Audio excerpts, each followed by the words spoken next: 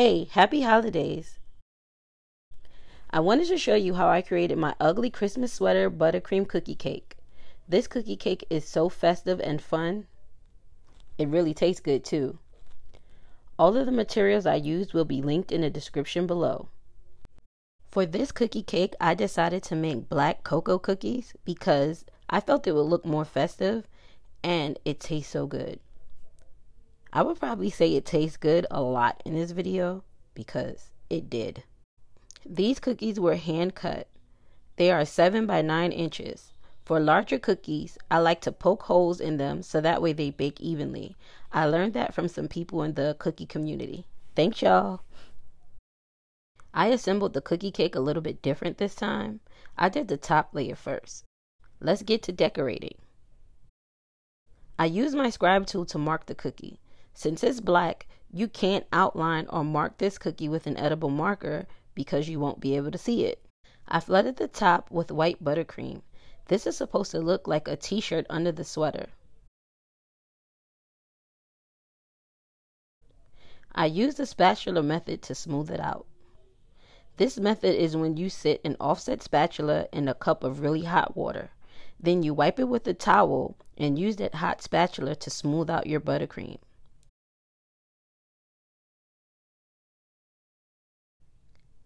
See how smooth this looks? Next, I mark off more sections so I can get into making this ugly Christmas sweater. I wanted it to look fuzzy, so I used Wilton tip number 32.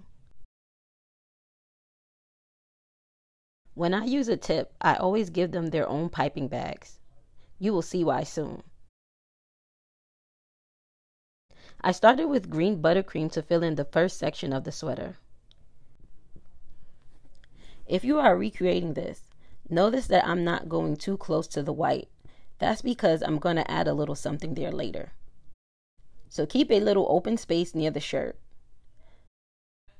Since I know the diagonal side will be green, I'm just going to go ahead and do that too.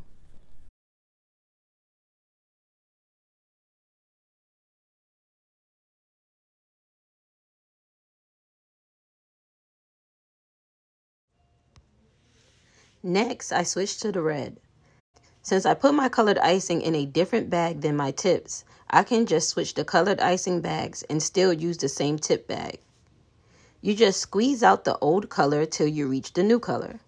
Now, if you do this on a clean surface like a plate, you can save this icing to create brown or black buttercream. Okay, back to the sweater. Now I go in and flood the empty areas with the red, still leaving space around the t-shirt. While I still have the red in the bag, it's time to make this sweater ugly, but in a cute sort of way.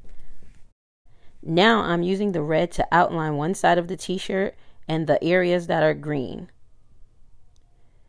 Then I'm going to switch back to the green, squeezing out the old red color. This time I did save it because it was on a safe surface.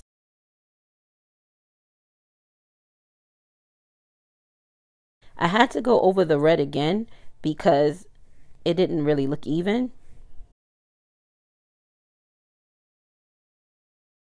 For the white trim, I'm using a new tip and a new bag. This is the Wilton 21 tip.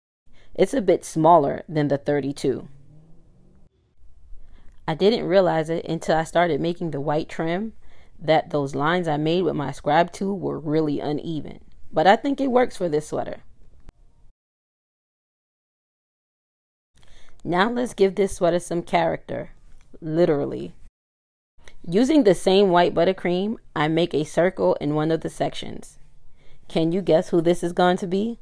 The next section, I use the white buttercream to make a horizontal C, a straight line above that, and then one white dot above that.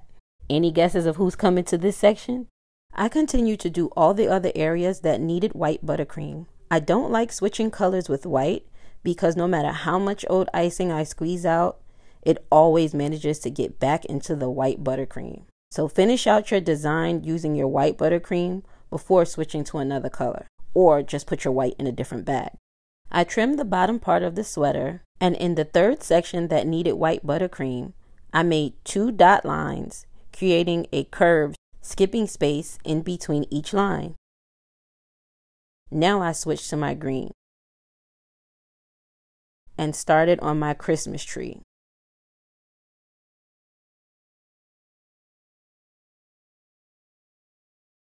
From there, I switched out my green to my red and filled in my candy cane and someone's red hat.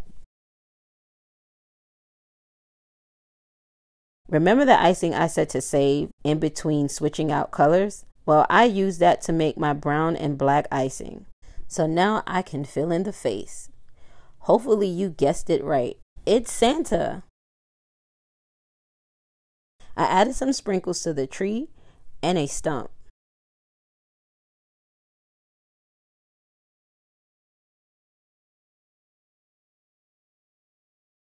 Hopefully you guessed this one right too. It's Frosty.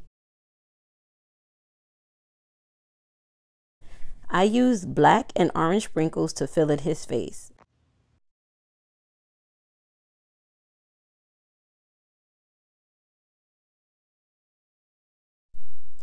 Here's the black buttercream that I mentioned making earlier. These were supposed to be buttons, but they were too close together. I also used this black to fill in Frosty's hat.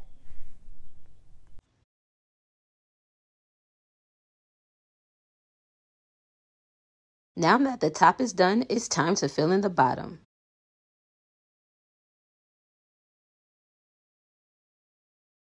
Oh, that line looks so crooked.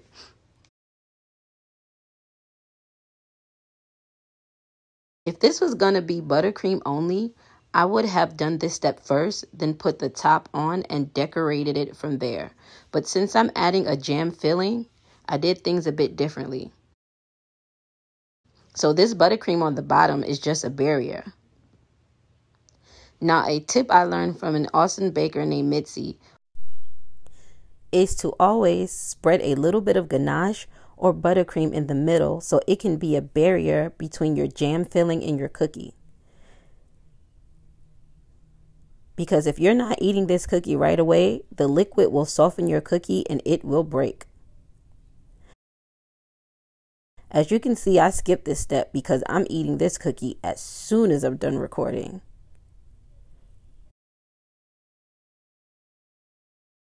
Oh, I forgot to tell you guys, the jam filling is actually a strawberry rhubarb filling.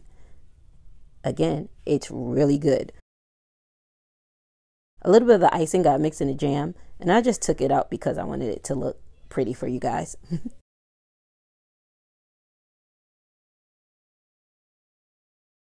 Now place the top layer on and voila! Merry Christmas! This came out so good. I love it. Be sure to tell me what you think in the comments. And if you decide to make this, please tag me. I want to see all of the ugly sweater goodness. Oh, and please remember to like and subscribe. And look at this picture. I told y'all I was going to start eating it as soon as I was done recording. Merry Christmas.